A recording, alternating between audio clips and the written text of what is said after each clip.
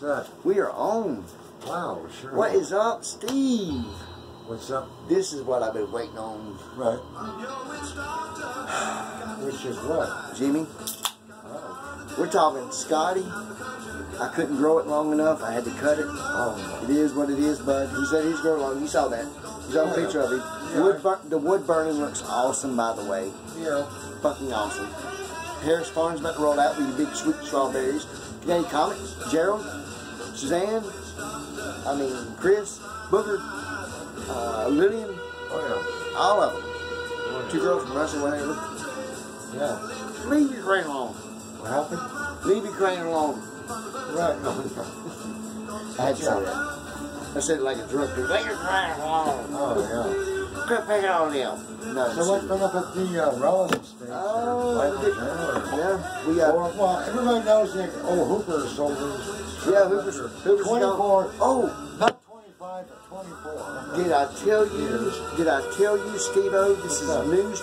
Did I tell you, did I show you the hat that I got from him that was from 20 years ago? That big square hat he got me here recently, which ain't worth a shit.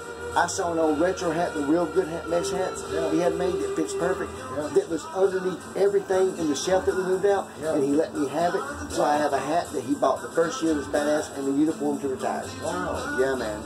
We got cards coming out. We're making new mobiles. Yeah, he sold the shop. That was pretty fucking cool.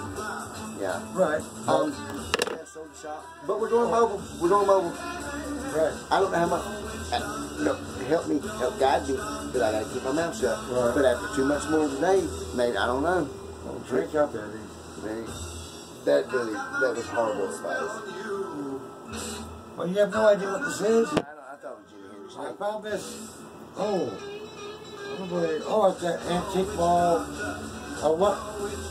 You know the old food line on 115? Sure. That's an antique place. Okay.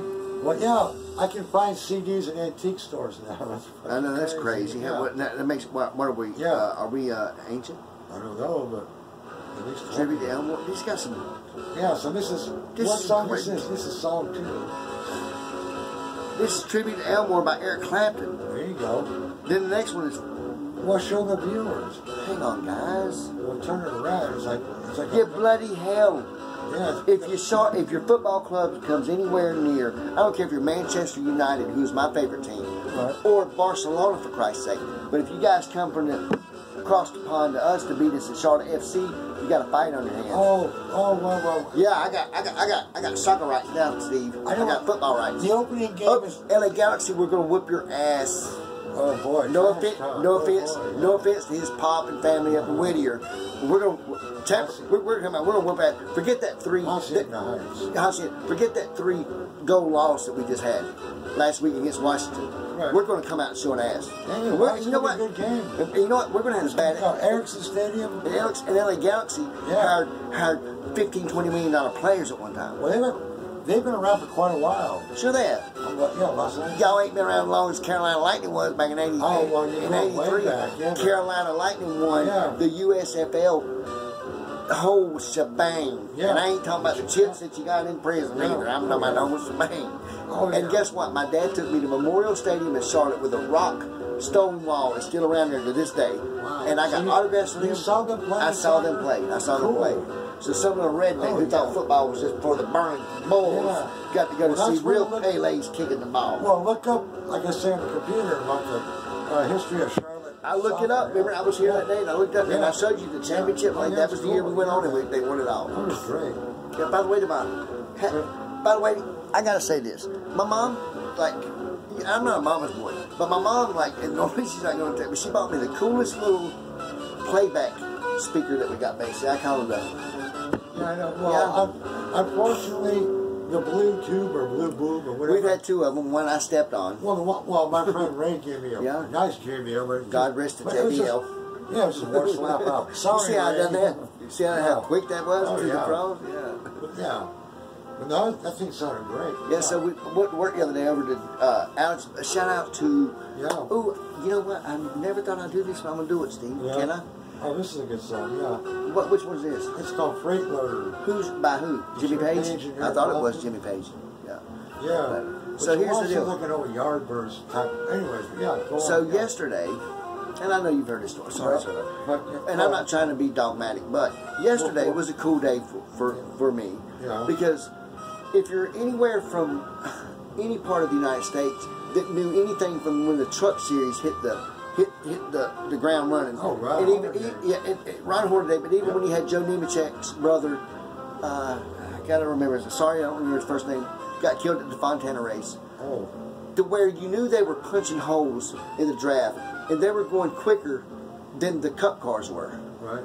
And these, when they would go to Texas, they dominated. And then you thought, well, who would dominate the Truck Series like a Dale Earnhardt or Rusty Wallace, who would just cut your ass off? Guess who that was? It was Ron Hornaday. Well, duh. So yesterday, he was all-time winner race. Sure he was. He won the last championship he won was in 2009. It was Truck Series. Truck Series. Was it Napa Auto Parts was his sponsor. Originally it was the originally he was we looked it up today. Oh god. Or yes, I was talking to him about it yesterday. The Craftsman Truck Series. Yeah, you talking about it. I thought you were talking about it. It was originally the Craftsman's Truck Series. Yeah, then it was the Speed Vision Truck Series at one time. All I know is when truck racing first came out, Ron Hornaday was all the time in the winner's circle. He went from driving from Dale Earnhardt Jr. or Senior, with his truck team, from '99 to '95 and won 2 championships. And he went to Kevin Harvick. Happy Harvick. Yep, and he won a championship for him. Then he went on to, in 2009, I can't remember, it was a Napa. I think he might have went back to Richard Childress. Right. And he won the Napa, 2009. And I mean, he just fucking died. When he beat Shane Meal, young buck coming up, and drove him down and said, "Don't fuck with me, I'm not playing." Oh, wow. He looked at me the other day and he had like 500 milligrams of his nicotine. He's looking at us, he's like, "I'm going to Arizona." So, like I said, perfect time of the year, though. Yeah, so, well, yeah. I got to put it in perspective. So he called Hooper up the other day. I mean, Hooper, I need to watch my truck. We go over there, it's an RV truck, and it's something, whatever. Yeah. And Ron Hornaday, NASCAR inductee Hall of Famer, who's won 7 championships, 4 Craftsman Truck Series, whatever, Truck Series races. In 1999, he was vying for his 100th Truck Series race in '99, and he quit racing in 2010. Right. So bump off. Wow. That's what I'm saying. So he comes out today. He's like, man, he was all-time winning back then. That's why he's a 2-time champion. Sure. He's 4-time. He's 7-time NASCAR champion. There you go. 4-time truck champion. Right. Sure, man. Yeah. So I had much respect for him, and I'm not. Steve knows I've worked for everybody in racing that there is, and only 2 times have I been. You would think it would be with whoever, blah blah blah, in NASCAR that I've been ever with, but it actually was Ron Hornaday who comes up. He's like, I asked him, like, man, Ron, I hope he never gets mad at what I'm about to say. No, he's not. With Jeff Gordon, they're talking about the beer and stuff. Yeah. So we were like, Ron. First I walked up and like, give me a fist bump and like, you got the old man working. I'm like, he won't do much. He'll go over there and open the back door because he's too cheap to get a new lock. Yeah. He's like, what are the buttons on all the doors? Yeah. He's busting them all. Somebody's trying to break it in again. I'm like, nobody wants it. And look, the whole time I'm talking to Ron, he's sucking on the thing. He's like, that just sounds just like Hoover. He's like, Hoover, and then Hoover, inevitably, for the first time in years, it goes to racing. He's like, because we're talking about we're going to vacation stuff like that. But then he goes like, man, when did you quit stage? I stopped when I was 53. I'm 63 now. He's like, my eyesight was getting pretty shitty. So I stopped. But, and then Hooper was like, you won some trucks. I'm like, and then I interjected because my Howard Cosell from this sport comes out at that moment. So I felt like, I'm like, no, he did. He won 4 NASCAR Craftsman Truck Series into the modern day series, and he won 3 more NASCAR trucks or NASCAR Champion Series. So don't get it twisted. You mentioned Truck Series. The first thing I think of is Ron Hornaday. Because I remember when I first moved out here, the Truck Series. It's just like when the Busch Series started. The first person you knew that from NASCAR or from anybody that dominated was Mark Martin. Right. Kyle Busch did the same thing. Right. Kyle Busch would go and he would sweep the Truck Series, the Busch or the Xfinity Series, and the Cup Series. That's a true sweep. 3-peat, man. That's a true sweep. Oh, yeah. In fact, I'm going to do it all the way home and not even hold my bicycle handles. And when I wreck over there, Steve's going to record it. Oh, wonderful. And he's knocked out again. Yeah. But I like the sweep. So by the way, I've got an azalea to dig up tomorrow. I got to not go cut hair for tomorrow. Oh, man. And he plays on the center $40. He wants a picture of my head. Oh, yeah. I said, just send her a picture of your balls. No. But the game's I said the balls. What is today's date? It's March. Oh, it is payday for Mayday. I know, but what is it? March 3rd? It's March 2nd. Huh. Flying into March. I know, but yeah. You march in like a lion? Out like a lamb? Yep. Well, March is tricky, but today. Yeah, but at Easter we try to like. I know, We always put a little lamb with a bit of grape I'm wearing short pants, a t-shirt, you know. This week I packed my winter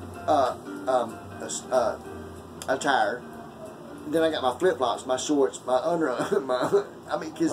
because it's in North Carolina this time of the year, it could be like a desert. It could be like we're random, or it could be like 88 degrees that day. Yeah. But then at night it's gonna be like 21. Of course, yes. By 6 o'clock it's already hit 32. But now is the best time to go to Arizona because the damn cactuses are in bloom. Oh really? It's beautiful, man. Well, I bet it is. Oh yeah, man. Oh man, March in the California desert. Oh man, heck yeah. Did you ever do any? You know what I'm going to ask? You ever do any peyote? Peyote? No. I've always wanted to go to the Southwest. Obviously, I want to be under the guide of some type of Indian. Not to be flipping about and saying any Indian. It could be Choctaw, it could be Cherokee, whatever. Right. But it would have to be from the Pacific Northwest or down lower from California, wherever. The Southeast? Yes. So, and then I want to do a little peyote. Well, only because Southwest. only because I need to visit with the higher power one more time, because I got a few things I don't want to say to them. I just want to like maybe give them, not that I'm going to give advice, but say this is how I feel about it. Because you according to the gods, they did right that they care how I feel. Right now I'm feeling pretty crummy about what happened the last couple of days. Yeah. So I like to do a little peyote with an Indian and tell you I feel like I'm getting shitted. Throw up, and every time you throw up, you get higher and higher. Oh, wow. Wonderful. Then you end up in Half Creek, crawling down your face. And like, I just sit on God's lap and he rocked me to sleep, you know. Yeah. But you know what? When I wake up, I'm expecting to get like that Ernest Ainsley's money in my pocket, and there's never nothing there. Yeah. Never. Meanwhile, a hobba. No. I'm going to help out. No. I'm just saying, like, I would love to have a good peyote experience, but it has to be in the Southwest area. Yeah. We're talking Southwest to where they film like one of my favorite movies, Raising Arizona. The music is the Southwest. I've always wanted, if anybody wants to get me anything for my birthday, here's an eclectic thing. Give me the Raising Arizona movie theme album, CD now, and I would be happy. That music was great. Great movie, Southwest theme, like it was great. You just can't get no better than that feel. You got, what do you call the old round adobo shape? Oh. You know what I'm talking about, Steve. Yeah. Steve, is that Patch's number? No. Okay, here. Bring up. Yeah, We're going to take a break right now. oh, yeah. I think I might have pissed my pants. What? I'm joking. Yeah. I spelt my beer. We are.